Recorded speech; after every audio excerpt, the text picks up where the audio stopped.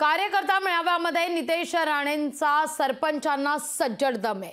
4 जूनला सगळ्या सरपंचांचा हिशोब घेणार असल्याचं नितेश राणे म्हणतात। हवं तसं लीड मिळालं नाही तर परत निधी करता तक्रार करू नका असाही इशारा त्यांनी दिलाय। आपल्या निवडणुकीच्या वेळी जी यंत्रणा राबवली तीच यंत्रणा आता लावा अशाही सूचना नितेश राणेंनी सरपंचांना दिल्या।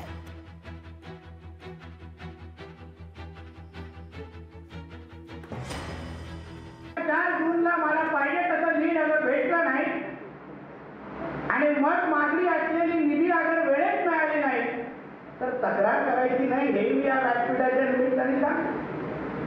कारण का मी हक्काने आपल्याकडून मागतोय।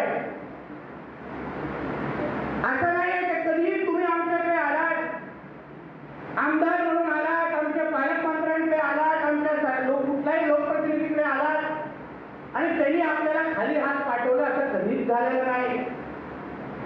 म्हणून आज जेव्हा आम्ही आपल्या समोर मागायला उभे आहोत तर मला भरघोस मतांनी राणे साहेबांचा विजय या निमित्ताने इथे पाहिजे म्हणजे पाहिजे।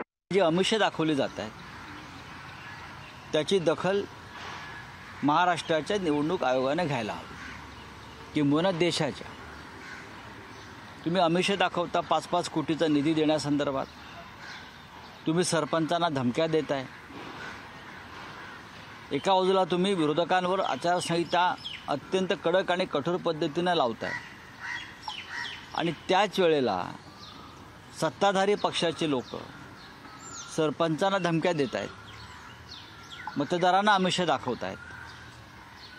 हे चित्र लोकशाहीसाठी मारक आहे आणि निवडणुका योग्य पद्धतीने होत नाही आहेत याचं हे चित्र आहे। लोकशाही मराठी ऐका, पहा, जागरूक रहा।